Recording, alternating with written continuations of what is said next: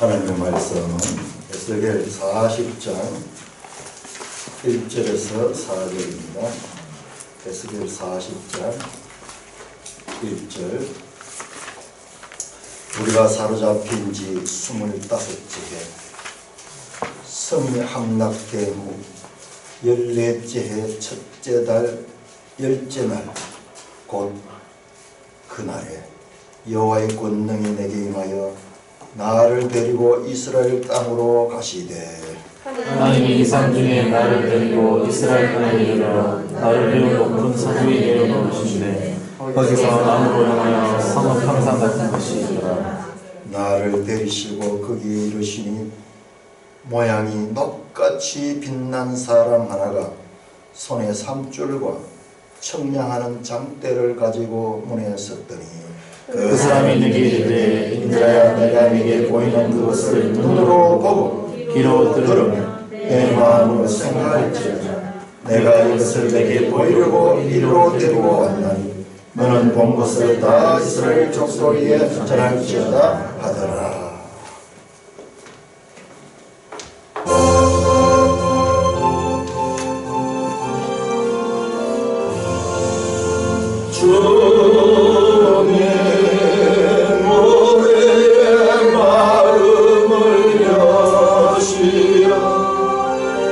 말씀을 깨닫게 하옵소서.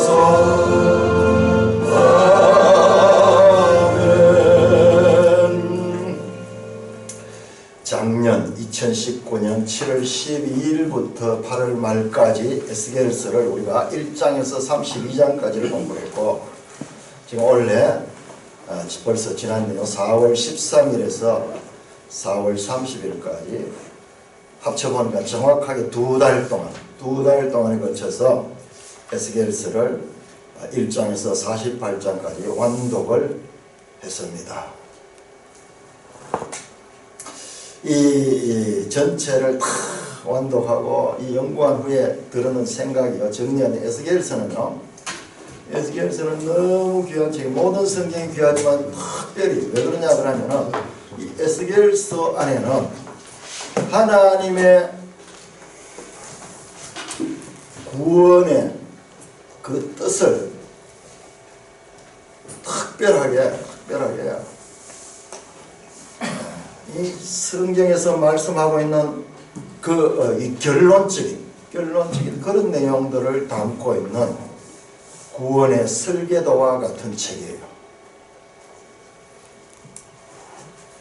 구원의 설계도입니다. 이거는 그냥 읽어서 되는 것이 아니고 다 읽고 그 내용을 위에서 내려다보면 쫙 압축시켜보면 그게 나와요. 그리고 우리가 지금 40장에서 48장 읽는 거는 쫙 새 성전을 보여요. 새 성전.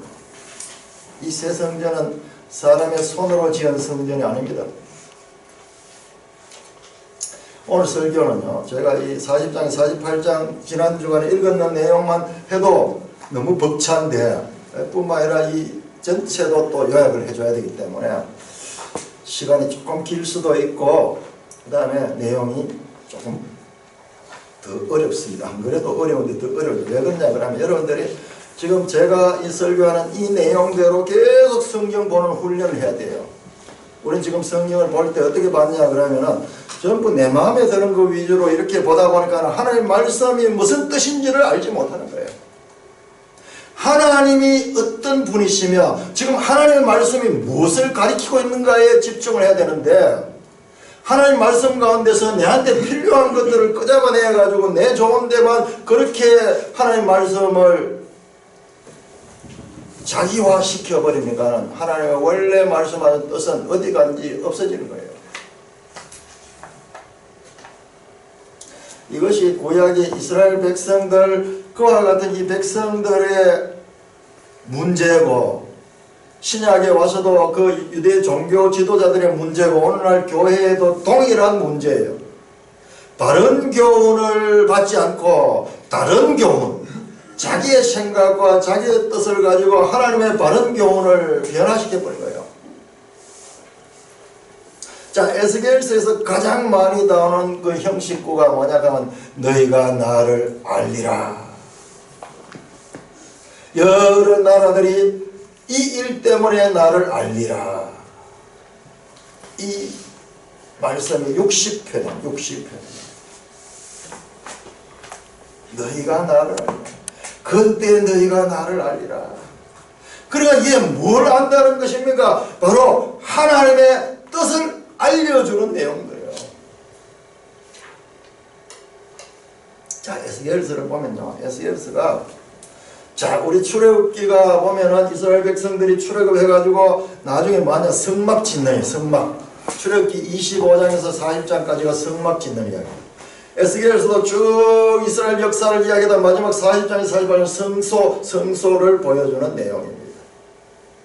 자, 출애굽기가 끝나고 성막이 짓고 나면 레위기에는 제사법, 제사장과 제사법에 대해서 나옵니다. 이 에스겔서도 44장에서 46장까지는 이 새 성전 안에서 제사 드리는 제사장 이야기 나와요. 레인과 제사장. 자, 이렇게 출애굽기, 레위기, 민수기, 모세, 오경이 끝이라고 하면요, 신명기 다음에 뭐가 나오는데 여호수아는 그 이스라엘 백성들이 땅을 차지하는 이야기입니다. 그래서 그 땅을 12지파에 분배하는 이야기예요. 이 에스겔서도 47장 13절부터 이 48장 마지막까지는 땅을 분배하는 이야기예요. 여러분들, 출애굽기에서 나왔던 그 소리가 출바벨론에서 지금 메아리 치고 있습니다. 출애굽기의 이 1차적인 것과 같은 이 내용들이 지금 출바벨론, 지금 이 사람은 바벨론에 포로되어 있잖아요. 바벨론 그 포로에서 하나님께서 회복시켜 주겠다는 그 말씀이잖아요. 출애굽과 출바벨론 두 개의 증인, 두 개의 사건, 이것이 교회 시대에 우리에게 말씀하는 것은 바로 죄와 사망의 나라, 즉 사탄의 나라에서 하나님 나라로 구원받는 그 해방의 대표적인 사건입니다. 애굽의 종된 상태에서 구원받는 이야기, 그 다음에 마지막에는 바벨론의 종된 상태에서 구원받는 이야기, 두 번이나 겹쳐가면서 성경 구약 성경에서 말씀하고 있는 이와 같은 역사는 궁극적으로 신약의 교회 시대의 구원에 관한 대표적인 것과 같은 사건입니다. 그렇기 때문에 에스겔서는요, 하나님의 구원 역사의 최종적 궁극적인 완성까지를 보여주고 있기 때문에 이 에스겔서를 제대로 알면 하나님의 구속사의 전체적인 그림을 알 수가 있습니다. 에레미야서와 이 에스겔과 같은 시대인데, 에레미야서의 예언의 핵심은요, 포로에서 해방. 에스겔은 그 차원 아닙니다. 다니엘서도 보면 포로에서 해방과 그리고 예수 그리스도를 통한 구원이, 예수님의 초림에 대한 예언에 집중되어 있어요. 에스겔서는요, 그 차원이 아니에요. 예수님의 초림뿐만 아니라 교회의 발생과 마침내 예수님의 재림까지, 그래서 새 예루살렘 성까지를 미리 다 보여주는 내용입니다. 에스겔서가 이렇게 귀한 내용의 책인 줄은 저도 이제 처음 알았습니다. 특별히 40장에서 48장 이 내용은 하나님의 그 구원 역사에 있어서 가장 중요한 내용들을 담고 있습니다. 여기 성전이 나오는데, 에스겔서에 나오는 이 성전은 과연 어떤 성전인가? 2000년 교회 역사를 통해 이 성전에 대해서 많은 사람들이 연구를 했는데 두 가지 해석이 있어요. 두 가지. 첫째는 뭐냐 그러면 이것은 직접 만들어질 것과 같은 유형적인 성전이다. 유형의 성전 건물을 가리킨다. 이게 천년왕국 때 이루어질 유형의 성전 건물을 가리키는 것이다. 그렇게 주장하는 분들이 있고요. 우리 개혁주의 입장에서는요, 이것은 유형의 건축이 아니고 상징적인 의미를 가지고 있다. 건축이라는 눈에 보이는 것을 통하여 눈에 보이지 않는 하나님의 구원의 뜻을 드러내기 위해서 말씀하는 그와 같은 것이다. 자꾸 해석하는 거예요. 저는 이번에 확실하게 깨닫게 된 거죠. 이 두 번째 우리 개혁주의 해석이 확실하다는 것을 다시 한 번 더 확인했습니다. 자, 우리 건축이라 그러면 건축은 살기 위한 거잖아요. 전부 그 안에 주거하기 위한 것이 건축인데 이 에스겔 성전 건축은 알기 위한 건축, 알기 위한 건축. 너희가 하나님을 알리라, 하나님을 알리라 계속 반복되어 있는 그 알미 바로 이 성전 속에 나타난 거예요. 자, 우리가 오늘 읽었던 이 본문 한번 보세요. 40장 4절 보니까는 그 청량하는 그 장대를 가지고 있는 그 인자 같은 분이 말씀하시기를 뭐라고 하냐? 그럼 인자야 내가 보이는 것을 눈으로 보고, 자 성전인데 눈으로 보고 보는 거 맞습니다. 그 다음 귀로 들어요. 성전을 어떻게 귀로 들어요? 귀로 듣고 성전이냐 네 마음으로 생각해야 돼. 생각해야 돼. 우리의 인식기관, 눈으로 보고 시각적인 인식, 귀로 듣고 청각적인 인식, 마음으로 깨닫는 것, 우리의 모든 인식기관을 동원해서 그것을 알아라는 것입니다. 이것 때문에 내가 이것을 너게 보이려고 이리로 데려왔다. 네가 본 것을 이스라엘 족속에게 전하여라. 자, 눈으로 보고 귀로 듣고 마음으로 생각해서 전해야 될 그와 같은 내용이 이 성전에 담겨 있다는 것입니다. 자, 43장 10절에서 11절. 자, 또 성전에 대한 말씀이 나옵니다. 43장 10절에서 11절 같이 읽으면 시작. 인자야 너는 이 성전을 이스라엘 족속에 보여서 그들이 자기 죄악을 부끄러워하고 그 형상을 청량하게 하라. 만일 그들이 자기들이 행한 모든 일을 부끄러워하거든 너는 이 성전의 제도와 구조와 그 출입하는 곳과 그 모든 형상을 보이며 또 그 모든 규례와 그 모든 법도와 모든 율례를 알게 하고 그 목전에 그것을 써서 그들로 모든 법도와 모든 규례를 지켜 행하게 하라. 여기도 보면요 청량해서 뭐 하느냐 아는 거예요. 아는 거예요. 살기 위한 건물이 아니라 알기 위한 건물이라는 것입니다. 44장 5절 6절도 마찬가지요. 전심으로 주목하고 귀로 듣고 전심으로 주목하여 알으라는 것입니다. 자, 이 알으라는 것 영상 한번 띄워주시겠습니까? 이 알락하는 것, 이 알락하는 것, 이게 청량을 통해서 압니다.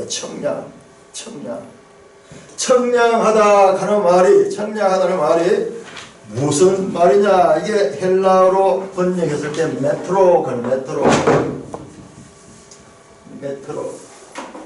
메트로 뭐냐? 바로 우리가 마가복음 4장 24절에 나왔던 그 헤아림이라는 것이 같은 단어예요. 헤아림이 같은 단어예요.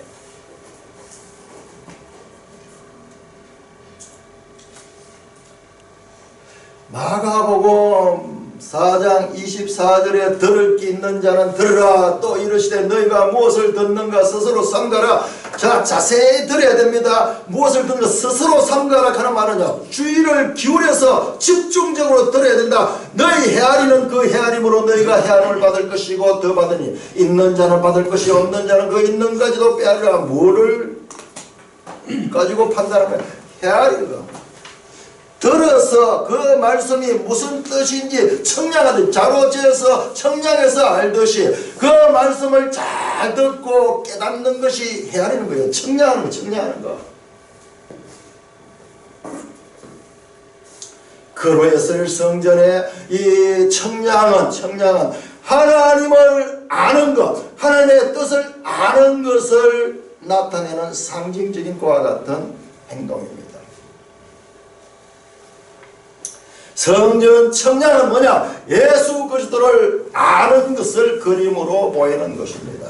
우리 찬송 하나 하겠습니다. 453장 찬송가 453장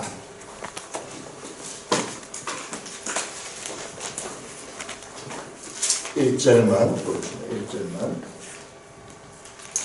자, 성전 청량한다는 단어가요.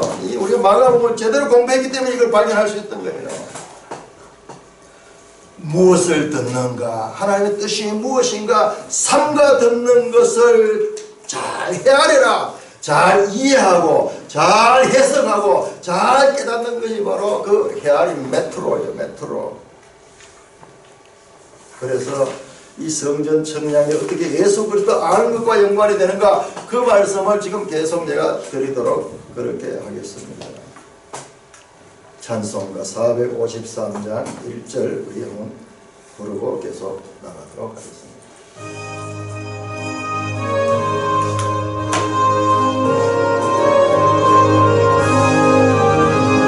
예수도 알기 원하네 크고 넓은 은혜와 계속해 주신 사랑을 간절히 알기 원하네 내 평생의 소원 내 평생의 소원 계속해 주신 사랑을 간절히 알기 원하네.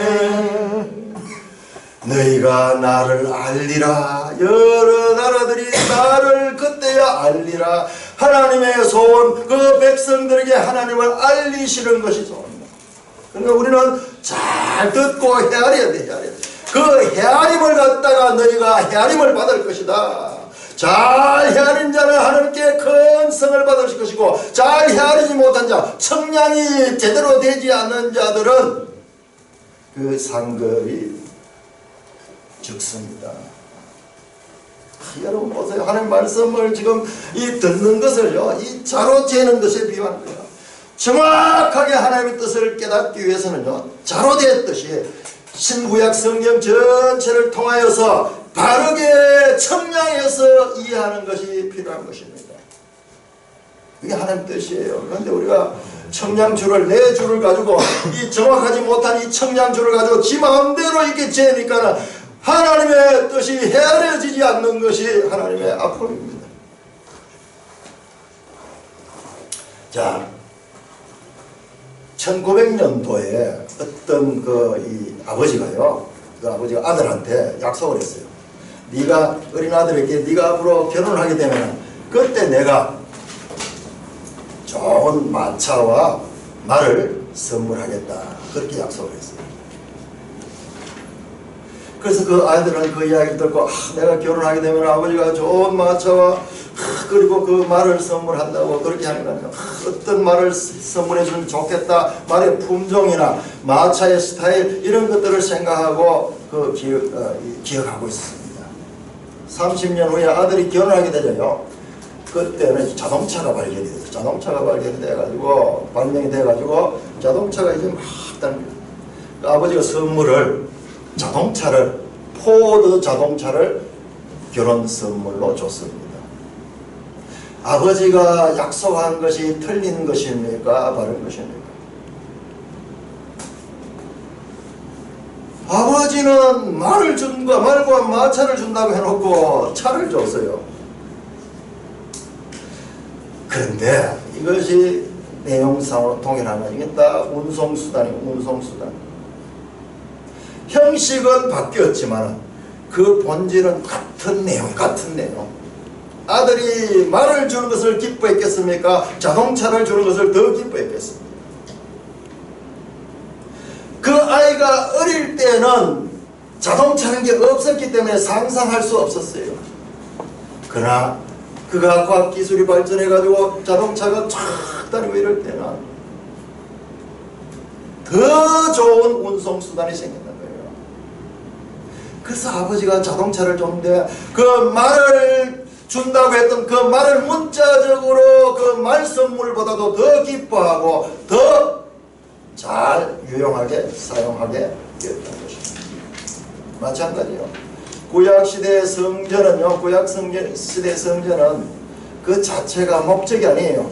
그것은 하나의 앞으로 올 예수 그리스도 안에서 하나님의 그 뜻을 드러내는 것을 대표하는 그와 같은 모형적인 그와 같은 것이었습니다. 히브리서 8장에 그렇게 말씀합니다. 이 땅에 있는 이 성소, 이 성전은 하늘에 있는 성소의 모형과 그림자다. 그렇게 말씀합니다. 사람의 손으로 지은 것이에요. 여러분 에스겔서를 보면 에스겔서 계속 성전에 대해서 성전 같은 이야기입니다. 어떤 면에서 성전보다 좀 더 큰 개념이 성소입니다. 그 이야기가 계속 반복되는 것이 여러분이 보았을 것입니다. 우리 한번 찾아볼까요? 에스겔 37장 유명한 골짜기에 이 마른 뼈들이 살아나오는 그 37장 그 다음에 그 이 두 개의 막대기가 하나로 연결되는 그 이 골짜기에서 본 환상, 그 환상의 내용이 궁극적으로 무엇을 원한 건가? 37장 26절 27절 보시면요, 내가 그들과 화평의 언약을 세워 영원한 언약이 있게 하고 또 그들을 견고하게 하고 번성하게 하며 내 성소를 그 가운데 세워 영원히 이르게 하니 내 처소가 그들 가운데 있을 것이요 나는 그들의 하나님이 되고 그들은 내 백성이 되라. 내 성소가 영원토록 그들 가운데 있으리라.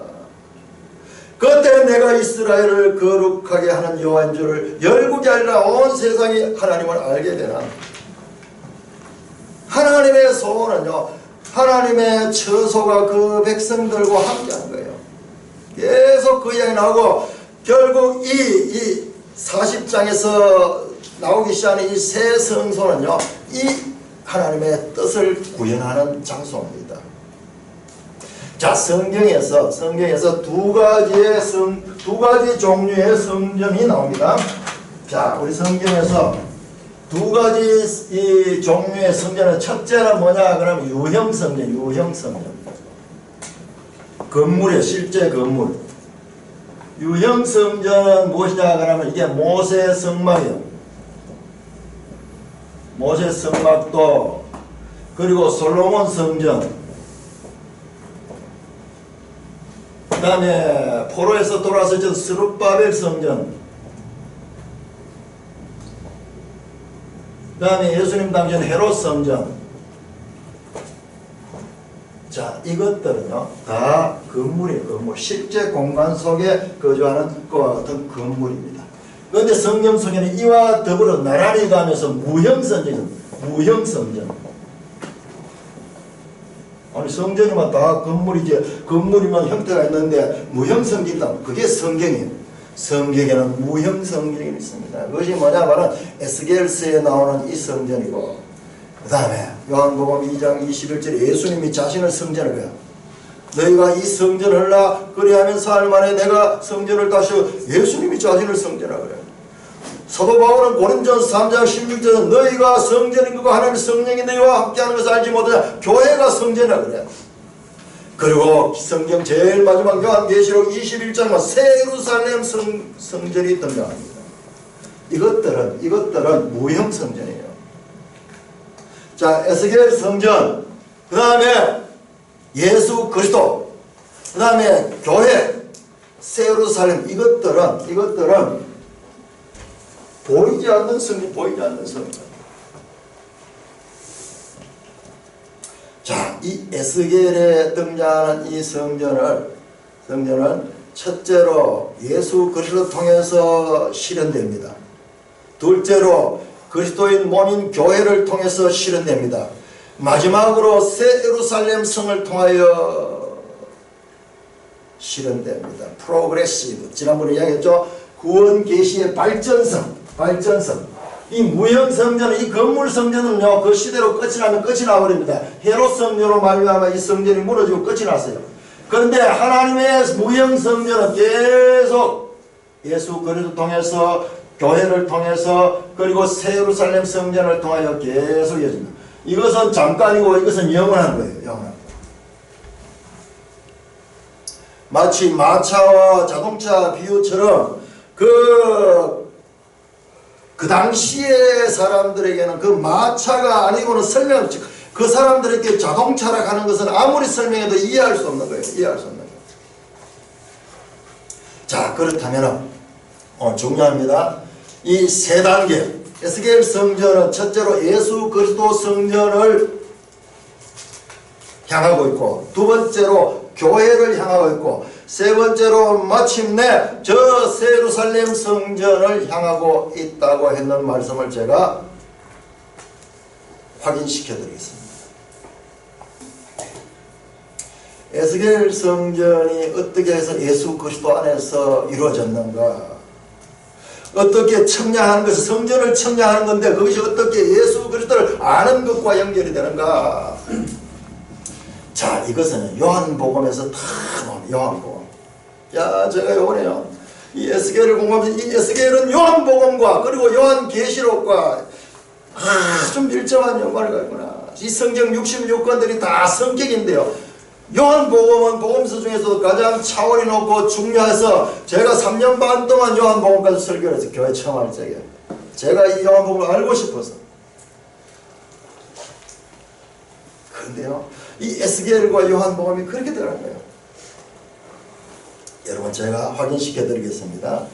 요한복음 2장에 보면 예수님께서 예루살렘 성전에 가서 뭐라고 이야기하나, 저 성전을 헐라 그리하면 사흘 만에 내가 세우겠다 하니까 사람들이 전부 다 막 비난하면서 말도 안 되는 소리 하지만 46년 동안 짓고 있는 저 큰 건물을 네가 어떻게 짓냐 말이고. 그런데 예수님이 요한복음 2장 21절을 보시면, 시간 되는 분들은 성경을 찾아가지고 한번 보세요. 요한복음 2장 21절 보면, 그러나 예수는 성전된 자기 육체를 가리켜 말씀합니다. 예수님 자신이 성전을 거예요. 요한복음 10장 보세요. 요한복음 10장에 집중적으로 합니다. 여러분, 성전 안에는 여러 개의 문이 있습니다. 성전 영상 한번 띄워주시겠습니까? 두 번째 나오가. 자, 이게 성전이에요. 여러분들 그림만, 이 글로만 받는 걸 그림으로 이렇게 본다. 이 성전은 이중으로 되어 있습니다. 이 네 안뜰이 있는 이 성전이 있고, 그 다음에 이 담이 있어가 이 바깥에 뜰인데, 이 문이요, 여기에도 있고, 여기 있고, 세 군데, 서쪽에는 없어요. 서쪽에 없고, 지금 동쪽, 이 주된 이 통로가 여기는 동쪽이고, 그 다음에 남쪽, 북쪽, 안에 들어가면 또 그렇게 돼 있어요. 이 문들을 통해서 들어갈 수 있습니다. 예수 그리스도는 요한복음 10장 3절에서 이렇게 말씀합니다. 내가 문이니 누구든지 나로 말미암아 들어가면 구원을 얻고 또 들어가면 나오며 꼴을 얻으리라. 성전의 문이신 예수 그리스도. 요한복음 10장 3절 성전의 문지기신 예수 그리스도. 여러분, 문 안에는요, 여기에 방들이 다 있어요. 방들. 이 방들은 뭐냐 하면 문지기가 앉는 방이에요. 여러분 보시면서 어렵지만은 자세히 읽은 사람들은 거기 나오는 문지기 이야기가 많이 나와요. 예수님은 문지기는 그 양의 문을 열고 닫고 하는 거, 그 문지기 합니다. 자신은 성전의 이 문지기심을 말씀합니다. 네 번째로 성전의 방이시다. 예수님 무슨 방이야? 이 성전 안에는요, 이 성전에 얼마나 많은 방들이, 이게 전부 방들이에요. 아까 우리 성찬하면서 봤던 부엌은 이게 네 모퉁이에 부엌이 있어요. 그리고 이쪽 뒤에도 제사장들의 부엌이 있고요. 그리고 이 중간에 이게 전부 다 방들이에요. 그리고 여기는 3층으로 되는데 이 안에 방이 90개가 있어요. 좌우로. 여기도 돌아가면서 이 방이 30개가 있어요.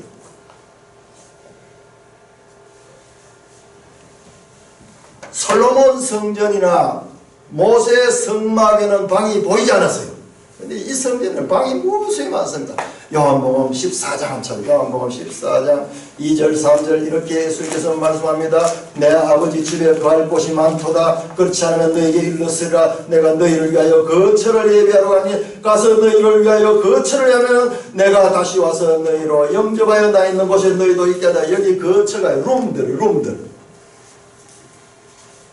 내 아버지 집에는 거할 곳이 많다. 룸들이 많이 있다. 예수님은 성전의 담이십니다. 요한복음 10장 1절에 보면 양들이 우리 속에서, 담은 우리입니다. 이 담 바깥과 이 담 안은 완전히 구별해요. 이 담 안에 들어온 자가 구원받고 바깥에서 더러운 것들이나 악한 것들은 이 성전 안에 들어올 수 없습니다. 우리가 구별을 해냅니다. 우리 이 속에 그 담 안에 있는 자들은 구원받습니다. 거기 보면 40장에 보면 담에 대한 이야기가요, 치수가 자세히 나오면서 청량하는데 6척이고 높이도 6척이고 담도 6척이고 어마어마한 담이, 아무도 지금 저 멀리 예루살렘의 성전은 파괴되고 무너졌는데 지금 새로 에스겔에게 보여준 이 성전은요, 얼마나 견고한지 도저히 무너지지 아니하는 그와 같은 담으로 되어 있습니다. 이 성전 안에는 여러 길들, 통로들이 길이 있습니다. 여기 전부 다 박석 깔린 돌이에요. 여기 포장도로예요. 여기는 여기 포장도로가 이 길들이 다니는데 예수 그리스도는 길이십니다. 요한복음 14장 6절 예수께서 이르시되 내가 곧 길이요 진리요 생명이다. 내가 곧 길이다. 여러분들 에스겔 이 성전에서는 생명수가 나오죠. 에스겔 47장에 이 성전 문지방으로부터 이 물이 흘러나와가지고 쭉 흘러가지고 쫙 이렇게 퍼져가지고 이게 사해까지 내려가지고 죽었던 땅이 다 살아나죠. 살아나죠. 예수님께서 말씀하십니다. 요한복음 4장 14절에 사마리아 여인과 대화한 가운데서 이렇게 말합니다. 내가 주는 물을 마시는 자는 영원히 목마르지 아니라 내가 주는 물은 그 속에서 영생하로 솟아나는 샘물이 되리라. 우물가에서 물 좀 달라. 그러면서 대화하잖아요. 이 여인이 이 물을 줬지만은 그 물을 들고 예수님 이 물은 곧 목마르지만 내가 주는 물은 영원히 목마르지 않는다.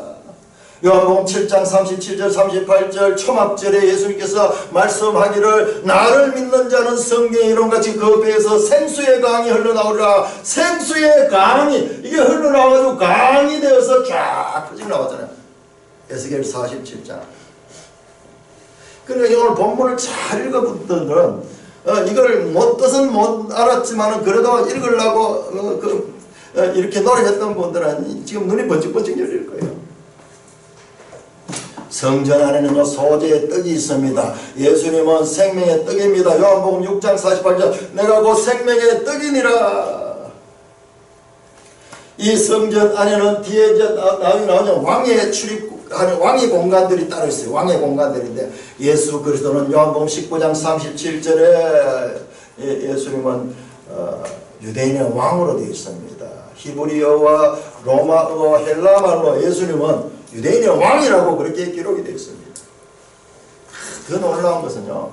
에스겔 40장 17절에 보면 이 길에 대한 설명 이게 좀 더 박스 깔린 도로예요. 그러니까 그냥 흙땅이 아니고 여기는 포장도로 페이브먼트.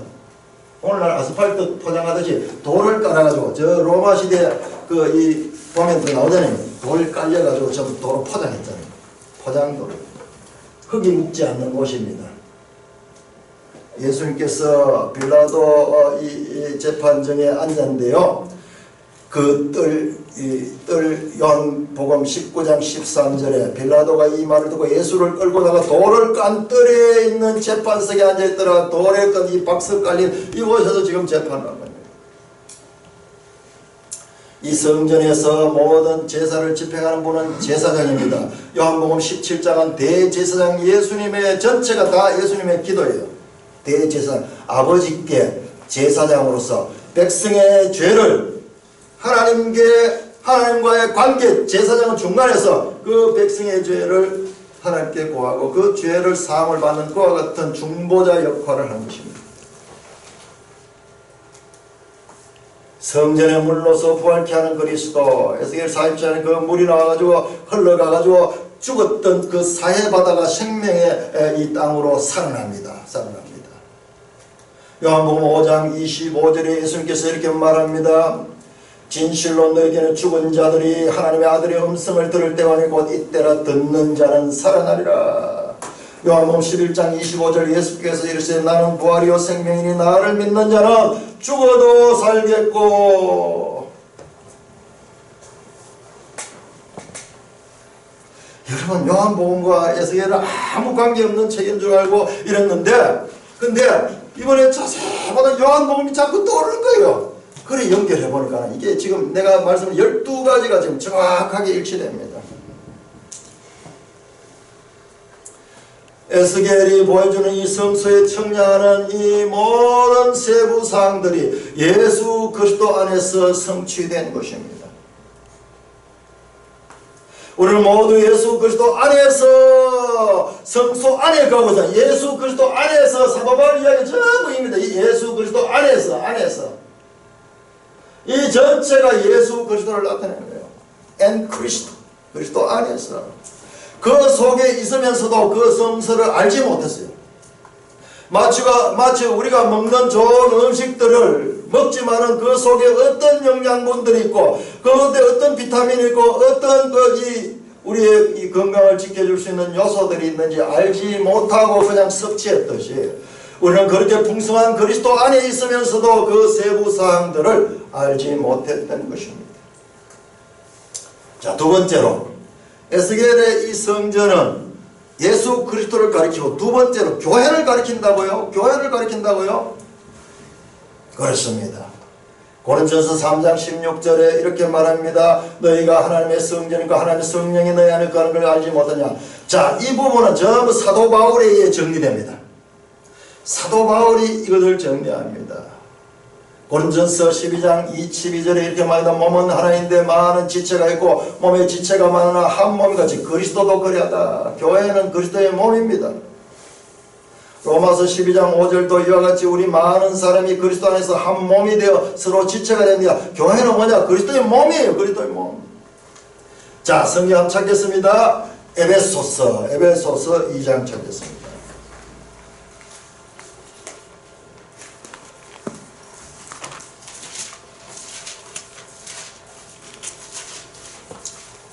에베소서 2장 21절 22절 같이 읽습니다. 시작.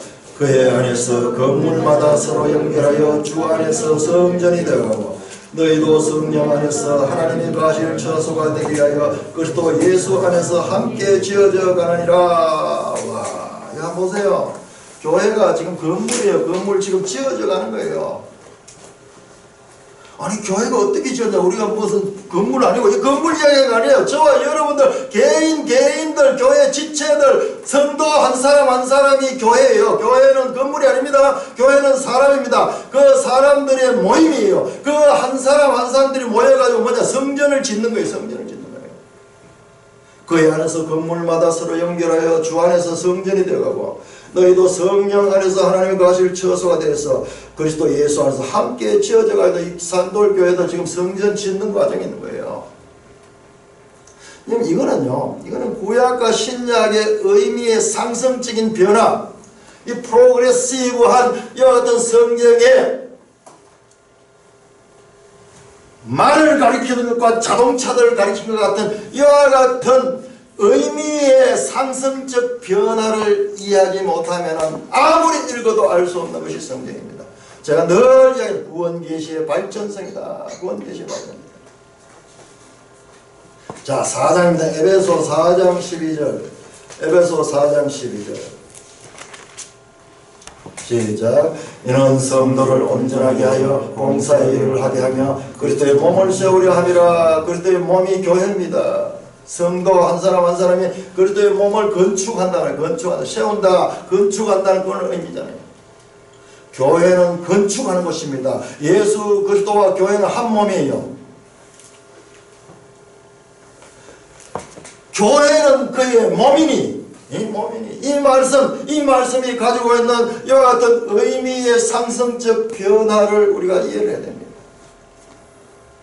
예수 그리스도와 교회는 한 몸입니다. 그래서 우리는 그리스도 안에서 한 몸을 이루고 있고 한 지체들이요. 각 사람 한 사람 어떤 사람은 팔의 역할을 하고 어떤 사람은 입의 역할을 하고 어떤 사람은 눈의 역할을 하고 발의 역할을 하고 이렇게 해서 그리스도 교회가 세워져 가는 겁니다. 여러분 교회의 비밀에 대해서 아직까지 제가 교회에 대해서는 사경회를 통해서 아직 한 적이 없어요. 올 여름에 이 주제를 가지고 할까 싶습니다.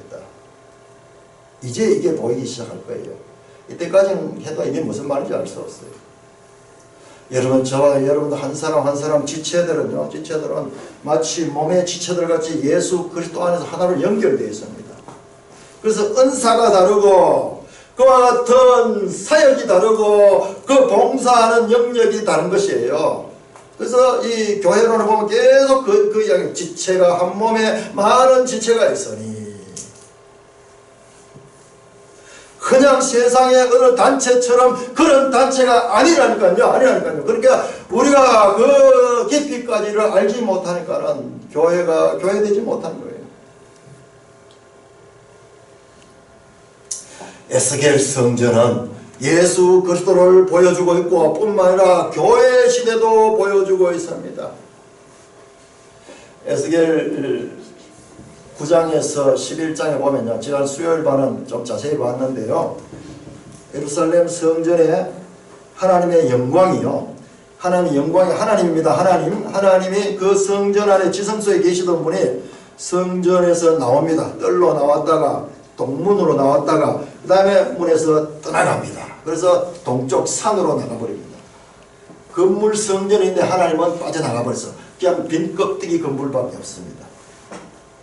자, 44장 에스겔 44장 1절입니다. 44장 1절 시작. 그가 나를 데리고 성소의 동쪽 바깥문으로 돌아오시니 그 문이 닫혔다. 돌아오시니 앞에서 떠나셨던 분, 예루살렘 성전에서 떠나신 분이 새 성전으로 돌아오고 슈브 돌아오다 떠났던 분이 다시 오는 거예요.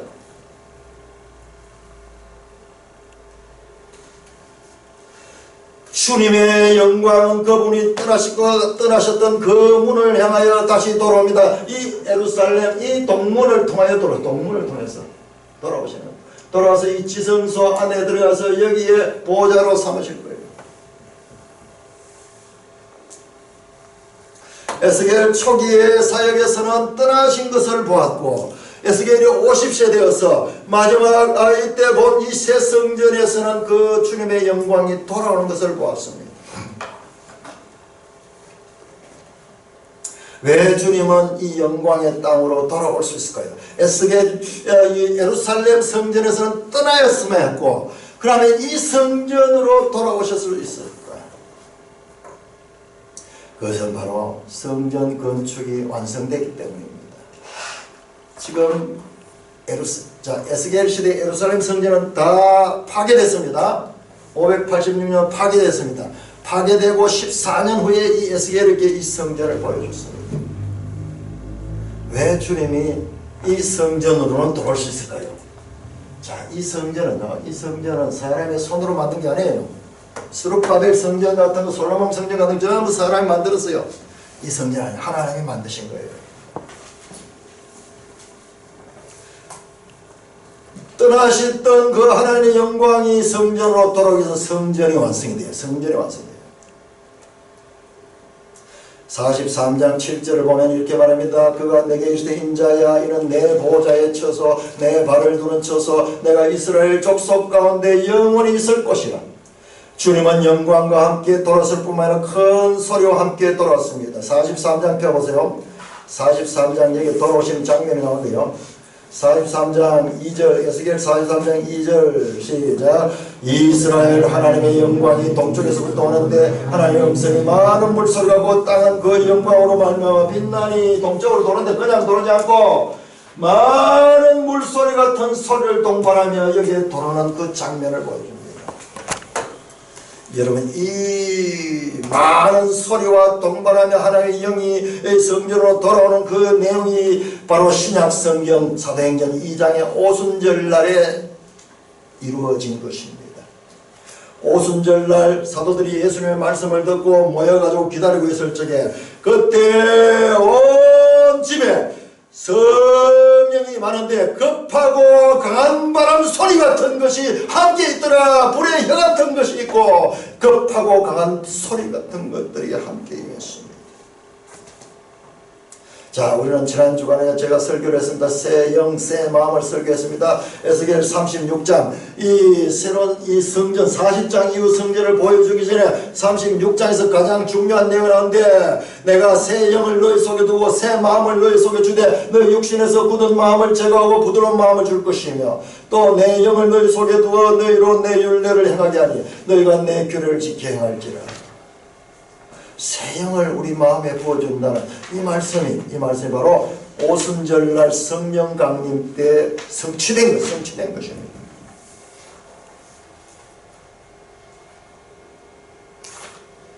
성령 강림이 성취고 난 다음에 일어나는 건 뭐냐? 교회입니다. 교회. 사탄 마귀는요 우리 성도들에게 이와 같은 것까지를 보지 못하게 이 교회를 거의 보지 못해요. 그냥 교회 다니면서도 교회가 뭔지를 잘 모르는 거예요. 전 세기를 걸쳐서 사탄은요 그리스도인들로 하여금 최후의 이 청량을 하지 못하겠어요. 건축을 보지 못하겠어요. 그냥 내 개인 구원, 예수 믿고 구원받고 그리고 착하게 살고 그리고 복받아가지고 잘 먹고 잘 사는 그와 같은 것을 목적으로 보게 하고 이 건축하는 것을 보게 하지 않았다는 것입니다. 이것은 단지 개인의 구원이나 어떤 영성의 문제가 아니라 건축 문제. 건축이란 바로 그 교회를 가리킵니다. 아까 사도 바울이 에베소서 나왔잖아요. 주님은 예루살렘 성전을 떠나갔습니다. 그런데 그분이 성령이 와서 교회가 형성될 적에 그때 그분은 예루살렘 마가의 다락방에 돌아오셨습니다. 그 결과 교회가 생겨나는 것입니다.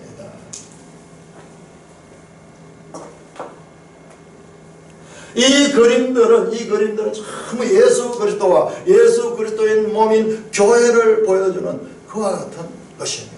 청량해서 아는 것이 아는 것. 예수 그리스도께서 십자가에 죽으시고 부활하시고 성천하시고 보좌 우편에 앉으사 성령을 아버지께 받아 보내주신데 그 성령이 임하는 것은 개인 구원뿐만 아니라 교회를 세운 것입니다. 사도행전 2장에 교회가 처음 세워집니다.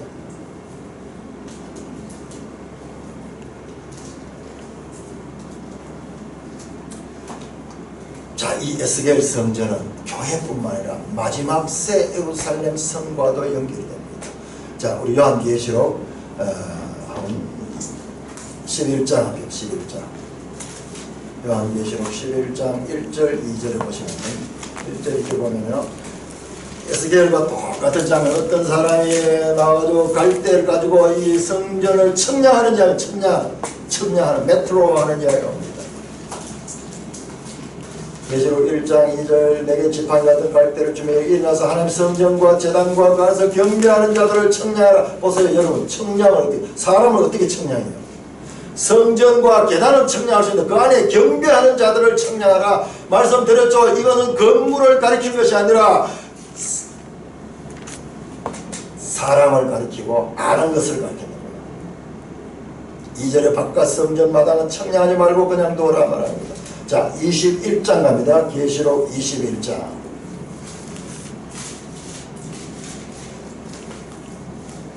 계시록 21장에 청량하는 내용이 나옵니다. 15절 16절. 자, 21장 15절 16절 같이 읽습니다. 시작. 내게 말한 자가 그 성과 그 문들과 성곽을 청량하고 금갈대자를 가졌더라. 그 성은 네모가 반듯하여 길이와 너비가 같은지라. 그 갈대자로 그 성을 청량하니 12,000스타디움이요 길이와 높이가 같더라. 이게요, 이 에스겔 성전에도 똑같이 정사각형 성전이 나옵니다. 자, 계시록 21장 10절 보세요. 이 계시가 어디서 주어졌는가? 높은 산에서 주어졌죠. 에스겔 4장 2절도 보시면은 높은 산에서 이 성전이 주어졌습니다. 자, 이 12절에서 21장 12절에서 13절까지 12성문이 나오죠. 계시록에. 계시록 21장 12절에서 13절 12성문이 나오고요. 자, 에스겔 마지막 장 31절에서 34절 12성문이 나옵니다. 모양이 네모 반듯합니다. 계시록 21장 16절에 모양이 반듯하다고 하고 에스겔 45장 2절도 모양이 네모 반듯합니다. 더 놀랍게 일치되는 것은 에스겔 47장 1절에서 9절 성전 문지방에서부터 시작된 이 생수가 흘러나와서 온 땅을 적시듯이 계시록 22장 1절 2절에서도 성전에서 생수가 나와서 생명수가 강가에 쫙 흐르는 것이 나옵니다. 그 강에서 나오는 그 물이 에스겔 47장 12절에는 그 주위에 수많은 나무들을 열매 맺게 하고 그 나무 잎사귀는 모든 병든 것을 치유하는 그와 같은 치료용 잎사귀를 가졌다고 말하는데 계시록 22장 2절도 보면은 그 12나무에 철마다 맺히는 열매와 그 잎사귀는 치료하는 잎사귀라는 말씀이 나옵니다. 이렇게 에스겔 40장에서 48장까지의 이 내용 속에는 예수 그리스도, 그리고 예수 그리스도의 몸으로 형성된 교회, 그리고 마침내 예수 그리스도 재림 때 나타나게 될 새 예루살렘 성까지, 즉 신약 예수님의 초림부터 예수님의 재림까지 이 모든 내용들을 망라해서 여기 품고 있는 것이 40장에서 48장입니다.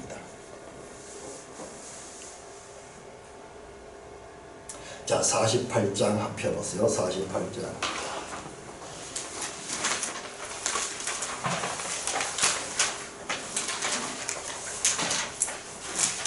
여러분들에게 이 지금 내용들을 지금 다 바르게 이해하라고 제가 요구하지 않습니다. 제가 예수 믿고부터 계속 추구했던 이 하나님의 뜻을 알기 위해서 했던 그것이 지금 결실이에요. 결실. 자, 47장 13절부터 보시면요. 이제 땅을 분배하느냐, 땅을 분배하느냐인데, 땅을 분배하기 전에 제일 먼저 하는 일이 무엇이냐 그러면요. 그것이 바로 47장 22절 23절입니다. 자, 47장 22절 23절 우리가 같이 한번 읽겠습니다. 시작. 너희는 이 땅을 나누되 제비 뽑아 너희와 너희 가운데 머물러 사는 타국인 곧 너희 가운데서 자녀를 낳은 자의 기업이 되게 할지니 너희는 그 타국인을 본토에서 난 이스라엘 족속과 같이 여기고 그들로 이스라엘 지파 중에서 너희와 함께 기업을 얻게 하되 타국인이 머물러 사는 그 지파에서 그 기업을 줄지니라 여호와의 말씀입니다. 자, 이제부터 이스라엘 12지파가 나오는데요. 12지파가 나오기 전에 먼저 타국인, 이방인입니다. 이방인. 이 이방인들이 어떻게 되냐, 12지파들 속에 들어갑니다. 포함됩니다. 타국인들이 자기가 사는 곳에, 자기가 단 지파에 속해 살고 있으면 그 지파에 속하게 되고, 저 유다 지파에 속해서 그 유다 지파에 들어가고, 자, 이방인들이 유대인들 지파 속에 들어간다는 말씀이 먼저 나옵니다. 그 다음에 여러분들 48장 1절부터 나오는 내용이 제가 그림으로 그려 보여드리겠습니다. 저기 눈을 한번 읽어보세요. 12지파에게 땅을 분배하는 내용입니다. 땅을 분배하는 내용. 이 땅은 팔레스타인에 있는 지금 그 이스라엘 땅, 그 땅. 동으로는 대해는 지중해입니다. 지중해. 그 다음에 서쪽으로는 대해고, 그 다음에 여기가 동입니다. 동쪽으로는 어디냐 그러면은 여기 갈릴리 호수에서부터 쭉 내려가서 그 다음에 여기에 사해가 있죠. 그래서 이 헤르몬 산부터 시작해서 내려오는 이 골짜기에서 물줄기가 쭉 와서 여기에 갈릴리에서 모였다가 다시 흘러가지고 대해로 내려가지고 이렇게 되는데, 동쪽 경계는 여기 요단강입니다. 서쪽은 지중해고, 그러니까는 구도가 아주 단순합니다. 자, 여기 12지파가 나누게 되는데, 제일 끝은요, 끝은 하맛, 다메섹. 성경에 많이 등장하죠. 이 북쪽 끝이에요. 이스라엘 북쪽 영토의 끝이고, 사해보다 좀 더 위쪽입니다. 여기에서 시작해서 여기에 시작하는 지파가 단지파. 제일 끝은 애굽 시내가 여기인데,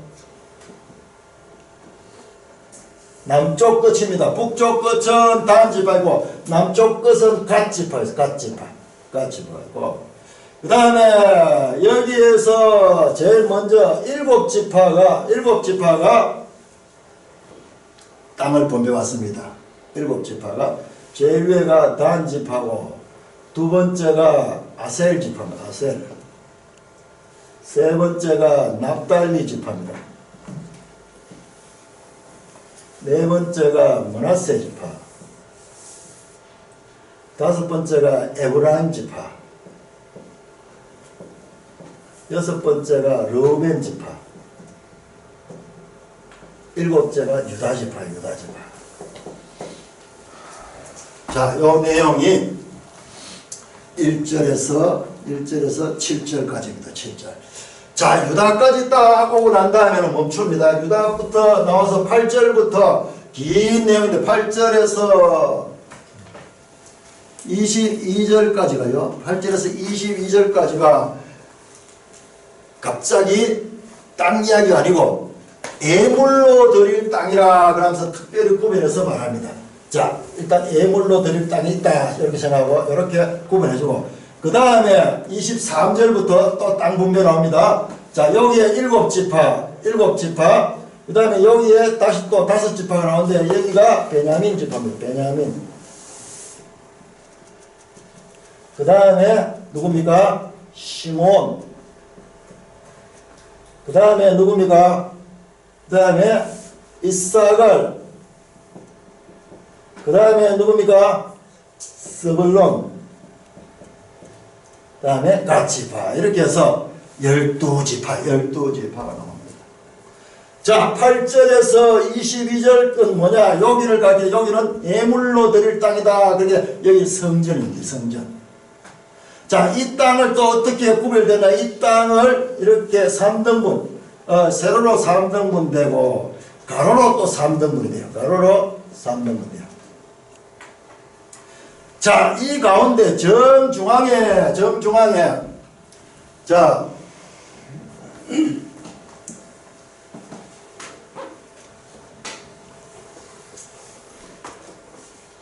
8절 보세요. 8절 48절 8절 보시면은요 10절 보면 그 성소는 그 중앙에 있을지니 거기 쭉 이러면 중앙이라는 이야기 쫙 나와요. 중앙. 이 땅 전체의 중앙은요 여기 가운데서 중앙이야. 여기에 뭐냐? 성소가 있어요. 우리가 앞에서 지금까지 봤던 저 성소가 있는 곳이 여기에요. 여기. 이건 전체 돼 있는 거고 저 성소는 지금 크게 보면 여기에 들어가요. 여기 작아요. 작아. 척이 보면은 여기 이 500척 뭐 이렇게 돼 있어요. 그 다음에 자, 요 땅을 구분하는데 요 땅의 제일 윗부분 여기는 레위인 땅이에요. 레위인. 성소에 봉사하는 자죠. 자, 이 성전이 있는 이곳은 누구의 땅이야? 제사장입니다. 제사장.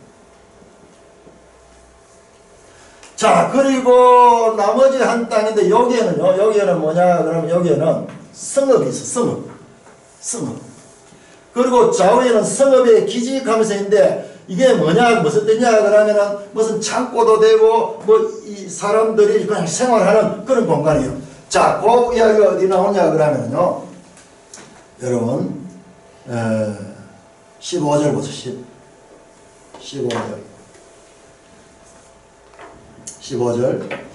자, 25,000척 땅으로 너비 5,000척은 속된 땅으로 구분하여 성읍을 세우며 거주하는 곳에 전원을 삼되 여기를 이야기해. 여기 성읍인데 속된 곳이라 그랬는데 우리 표현 이 번역이 속된 곳이라 그랬는데 이건 자칫하면 오해할 수 있습니다.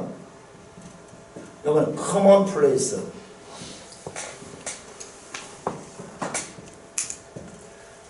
일상생활하는 것이 일상생활. 자, 여기는 제사 드리고 뭐 전부 다 이 성전과 관계되는데 이 전체 공간은 그냥 일반 생활하는 곳이고 여기에 성읍이 있어요. 성읍에서 사람들이 모이잖아요. 자, 그래서 여기에는 일반 생활할 수 있는 그런 전원으로 삼을지니 가면서 뭐 밭이라든지 이런 것으로 쓸 수 있는 그런 공간으로 여기에 이렇게 양쪽에 주어졌습니다.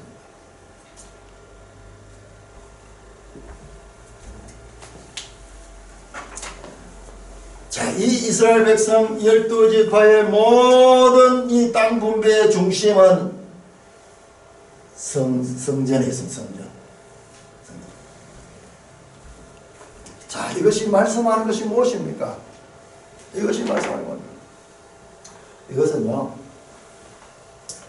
모든 이 교회는 성전, 즉 오늘날 교회를 중심으로 모든 지체들은 교회를 중심으로 살아야 될 것을 그림으로 보여준 것입니다.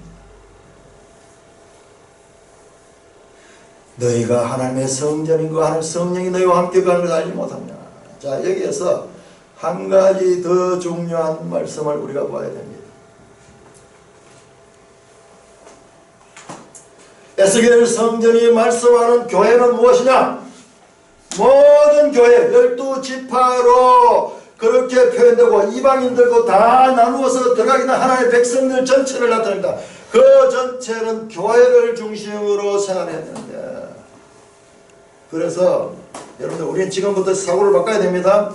교회는 어쩌다가 우리가 뭐 일주일에 한 번씩 또 예배 드리고 가고 일시적으로 있는 것이 아니라 교회가 모든 것의 중심입니다. 집에 가겠습니다. 교회에서 집에 가는 것이 아니에요. 갔다가 오는 것입니다. 직장에 가겠습니다. 가는 것이 아니라 갔다가 오는 것입니다. 학생들이 학교에 가겠습니다. 그것은 가는 것이 아니라 갔다가 오는 것입니다. 집에 갔다가 오겠습니다. 직장에 갔다 오고 학교에 갔다 오겠습니다. 저는 오늘 에스겔의 심정으로 말씀드립니다. 앞으로 이 산돌교회 예배당 틀을 잡게 되고, 그리고 성도들이 이사할 때 있어서도 모든 집을 거주지를 맞춘 데 있어도 교회 중심으로 갖기를 바랍니다. 이게 에스겔이 말씀하는 말씀이에요.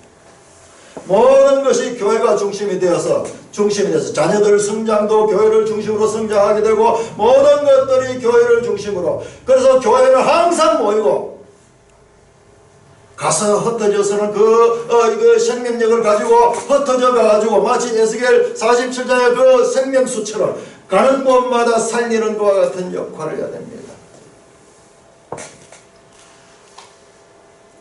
우리 삶의 액세서리나 어떤 그 부차적인 그런 것이 교회가 아닙니다. 교회가 모든 것이 중심이고, 그러므로 우리 사람은 형식을 가져야 돼요. 형식이 이 건물이에요. 건물. 예배당 건물도 항상 삶의 중심에 두고, 우리는 지금 다 뚝뚝뚝뚝 떨어져 있는데, 앞으로 이와 같은 모든 이사를 한다든지 어떤 직장을 가진다든지 이런 거 할 때도 예배당과 연결해서 생각할 수 있는 그런 마음을 가져다. 그러면 하나님께서 복을 주십니다. 내가 잘해서 복 받는 게 아니에요. 내가 아무리 잘하고 아무리 성취했는 것 같지만 하나님께서 복 주시지 않으면 그 성취들이 오히려 더 화가 되는 경우를 우리가 흔하게 보고 있지 않습니까? 자, 에스겔 47장 30절부터 30절. 놀랍게도 가장 마지막에 등장하는 성전은요, 성전의 새 성소는 성전이 아니고 성읍입니다. 성읍. 자, 성읍이 뭐냐? 요게 성읍이에요. 요게 성읍. 자, 요 파란색 지나보세요. 성읍입니다. 자, 이 성읍은 어떤 곳이냐? 그러면은 그 성읍에 대해서 설명하는 것이 30절입니다. 북쪽의 너비가 4,000척이라. 그 성읍의 문들은 이스라엘 지파의 이름을 따를 것인데 북쪽으로 문이 셋이고. 자, 이 성읍을 제가 한번 확대해 보겠습니다. 자, 이게 성읍입니다. 성전은 요게고, 성읍은 요보다도 한 배수로 훨씬 더 큽니다. 자, 이스라엘 성읍입니다. 성전은 저게 성전이고, 성읍은 따로 되어 있는데요. 성읍은 문이 동서남북 3개씩 되어 있어요. 3개. 각 지파별로 4개씩.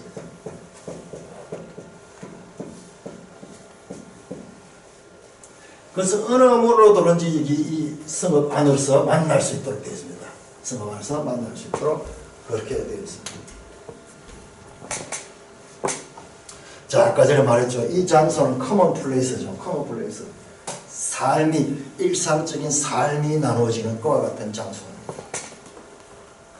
여러분, 이 그림에서 하나님의 메시지를 읽어내십시오. 성경은 우리에게 성령을 통해서 그렇게 독해할 수 있는 영적 근육을 길러가지고 해석하도록 하는 거예요. 헤아릴 수 있도록 하는 거예요. 우리는 지금까지 많은 경우가 성전 안에 하나님을 가두었습니다. 그래서 바리새인들의 그 문제가 뭐냐 그러면 전부 이 삶에 있어가지고 자기들만 구별되고 거룩하게 그렇게 생각하고 이웃들을 대해서는 계속 속되다 거부하고 자기들은 이 거룩한 자로서 남과 자기들을 구별하면서 자기들만 거룩하다고 착각했습니다. 자, 에스겔세 성전의 최종 결론은 성읍이에요. 성읍. 커먼 플레이스입니다. 속된 곳입니다. 우리가 생활하는 곳입니다. 우리의 직장입니다. 우리의 가정입니다. 우리의 사회생활하는 그 영역입니다.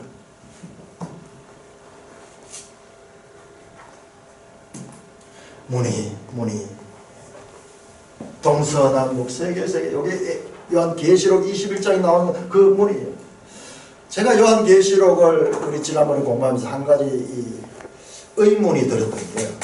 여러분들 요한계시록 그 예루살렘 성에 보면요, 기초석이 있고 12기초석이 있고 12문이 있습니다. 여러분들 혹시 12기초석이 누구의 이름으로 되어 있는지 기억하십니까? 12기초석이 누구의 이름인지 누구 한번 이야기해 보세요. 누구의 이름이 되어야 되겠습니까? 여러분 생각할 적에 기초석이니까 12지파가 기초석이 되는 것이 맞지 않겠습니까? 12지파가 먼저 있었고 그러면 근데 놀라웠게도 요한계시록에는요, 요한계시록 기초석이 뭐냐? 12사도의 이름이에요. 문이 12지파의 이름으로 되어 있어요. 12지파. 문이 12지파의 이름이고 거꾸로 되어 있어. 우리 생각은 이 12지파가 이스라엘 12지파가 기초고 그 다음 그 위에 12사도가 있는 줄 아는데 아니, 오히려 12사도가 기초고 12지파는 그 문에 있어요. 문에. 그 이유가 바로 여기 있어요. 여기.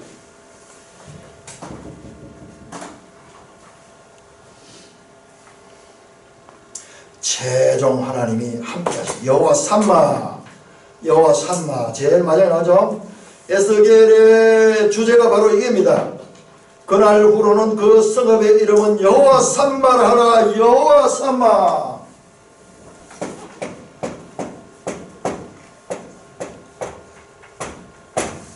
여호와 삼마 무슨 뜻이라고요? 여호와 삼마. 여호와께서 거기에 거하신다. 여호와께서 거기에 거하신다. 이게 헬라 이 사람들이 그냥 그대로 받아 쓰는 게 이게 임마누엘. 하나님이 함께 하신다. 여호와 삼마. 임마누엘 이것도 히브리어입니다. 임마누엘.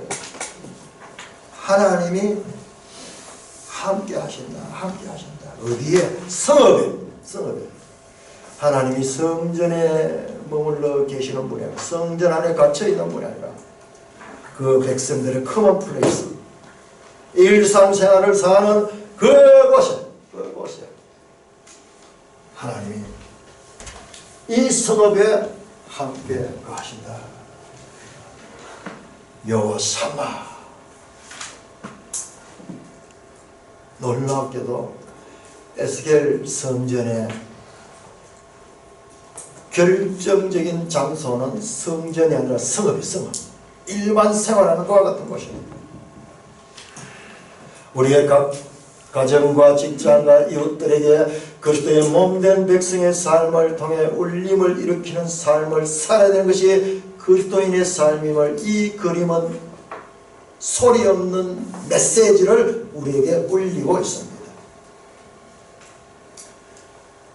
거룩한 백성들로 구별되고 하나님 말씀으로 꼴지어지고 그 말씀으로 훈련받고 기도하면서 하나님과 깊은 교제의 관계를 가진 이 성전에서 이루어진 같은 성도의 하나님과의 이 관계는 성전 속에 머물러 있는 것이 아니라 성읍 속에 나가서 영향력을 끼치는 거예요. 이 성소에서 흘러나온 이 생수가 생명수가 되어서 온 죽었던 사해, 여러분 그 땅 이름이 사해잖아요. 죽음의 바다잖아요. 죽음의 바다. 그 제가 말씀드린 거예요. 성경에 나오는 이 내용들은 이 지리조차도 전부 메시지를 가지고 있다. 사해예요. 사해. 소금바다예요. 아무 생명체가 못 살아요. 그런데 이곳에 이 물이 가는 곳마다 이 살아나고, 그 다음에 고기떼가 사이에는 고기가 아무도 없는데 그 고기들이 다 서서 어부들이 그 하는, 그리고 이 많은 사람들이 그 낚시하는 그와 같은 생명수가 되도록 변하는 것입니다. 여호와사마. 우리들의 살고 있는 이 시디, 이 대구, 쓰업은 시디를 시디. 우리의 가정, 우리의 늘 믿지 않는 늘 함께 부딪히며 살고 있는 이 직장, 그리고 이 이웃들에게 우리의 존재 자체가 그들에게 울림이 될 수 있는 그와 같은 삶을 살아내라고 성령을 우리에게 부어줬고, 교회를 통해서 끊임없이 하나님을 알아가게 하시고, 마침내 우리의 삶에 그와 같은 능력이 나타나게 하시는 하나님의 뜻이 에스겔 성전에서 나타나는 그림을 통한 메시지입니다. 사랑하는 형제 자매 여러분, 우리는 2달 60일 동안 66권의 성경 가운데서 가장 중요한 책 중에 한 권인 에스겔서를 공부했습니다. 이 에스겔서 안에는 하나님의 구원의 전체 줄거리 시놉시스가 이 안에 들어져 있습니다.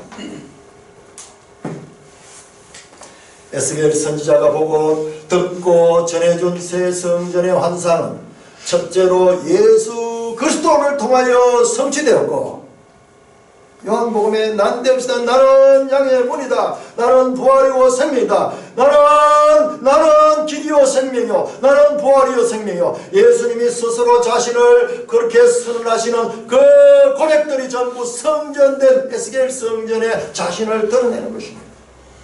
뿐만 아니라 그것은 그 예수 그리스도의 몸인 교회를 통해서 성령을 받고 세워진 그 교회를 통해서 그 에스겔 성전은 성취되고 있습니다. 이미 시작됐고 지금도 진행 중에 있습니다. 저와 여러분도 지금 이 진행되는 그 가운데 프로그레스 가운데 있습니다. 개인적으로도 계속 자라나야 됩니다. 또한 교회적으로 계속 프로그레스해야 된다. 하나님의 안타까움은 이 한국교회가 머물러 짓지 않고 이 한국교회가 지금 성장하고 성숙하며 정말 에스겔이 보여주는 그와 같은 교회로 성장하기를 기대하면서 우리에게 환란을 주고 있는 것입니다.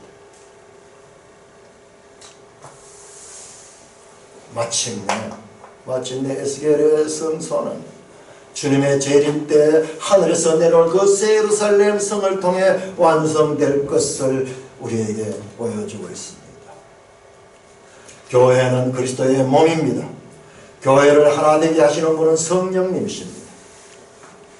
포로기의 선지자 에스겔을 통하여 예언하신 새 영, 에스겔 36년의 그 새 영은 오순절 성령 강림으로부터 시작해서 지금도 구원 역사를 일으켰고 계속 2000년 교회 역사를 통해서 그 교회를 주도해왔고 지금도 저와 여러분들이 믿을 적에 성령으로 역사하셔서 믿게 되었고 지금도 우리가 이 주님 앞에 나와서 예배드리면 성령께서 이끌어 주셔서 나온 것입니다. 이와 같이 성령님은 우리의 외부적인 환경을 통하여 또는 내면적인 그와 같은 감동을 통하여 우리를 인도하시고 지도하시고 교통하고 있는 것입니다. 에스겔서에 나타난 하나님의 구원 역사를 바르게 알고 배워서 오늘 우리를 성전 삼아 함께 가시며 우리를 통해 일하시기를 원하는 성령이신 성령님을 따라 살아야 합니다. 자, 우리 옆에 있는 지체들 있잖아요. 지체들 이 관계가 무슨 관계인지 압니까? 이게 그리스도 안에서 한 몸의 관계예요. 그래서 우리는 그 관계를 바로 이해를 해야 됩니다. 그 형제의 아픔은 나의 아픔이 되어야 되고 그 형제의 기쁨은 나의 기쁨이 되어야 되고 이 세상에는 보면은 이웃이 잘 되는 것이 오히려 나의 슬픔이 될 수 있고 이웃의 복이 나에게는 화로 느껴질 때가 있고 그와 같은 이 인간 사회가 형성되어 있는데 남을 죽여야지 내가 살고 그런데 교회는 그런 것이 아니에요. 교회는 그리스도 안에서 한 몸이기 때문에 사도 바울이 고린도전서에서 그걸 자세히 설명합니다. 지체 가운데 어느 한 군데가 아프면 온몸이 아프지 않아요? 온몸이 아프지. 이게 지금 우리 옆에 있는 지체들입니다. 지체들의 그 관계예요. 이게 가지고 있는 영적인 정말 본질적인 의미입니다. 어쩌다가 우리가 만나가지고 어쩌다가 뭐 이렇게 해서 어쩌다 가족을 통해서 어쩌다가 이렇게 형성된 것 같지만 그 어쩌다가는 하나님의 성령의 필연적인 역사를 통하여 이루어진 결과인 것을 성령을 통해서 바르게 깨닫게 되기를 주님의 이름으로 축원합니다. 에스겔서에 나타난 하나님의 구원 역사 잘 깨닫고 성령을 따라 살아가는 그리스도를 누리고 또한 우리 지체 관계를 누리고 그리스도 안에서 거룩한 성전이신 교회를 건실하게 건축하시는 저와 여러분 되시기를 주님의 이름으로 축원합니다. 하나님 아버지 은혜를 감사합니다. 주님 감사합니다. 주님 눈이 있어도 보지 못하고 귀가 있어도 듣지 못하고 우리 속에 성령의 음성보다는 나의 습관과 세상적인 것과 같은 고정관념들과 세상의 체면과 여러가지 우리가 죄에 대했을 때 우리를 사로잡고 있던 그와 같은 것들이 우리를 지배하여서 우리가 부드럽지 못하고 딱딱하고 남의 형제간에도 서로 사랑을 자연스럽게 나누지 못하고 형제간들조차도 서로 한몸 되지 못하고 아버지 하나님 세상 관계 비슷하게 살지 않았습니까? 성령으로 하나 되게 하시고 성령으로 한몸 되게 하셔서 교회를 통한 하나님의 뜻을 잘 깨닫고 이 땅에서부터 거룩한 성전의 지체들로 살게 성령으로 깨우쳐 주시고 날마다 프로그레스 자라날 수 있도록 인도하여 주시옵소서. 우리 주 예수 그리스도의 이름으로 감사하며 기도드리옵나이다. 아멘.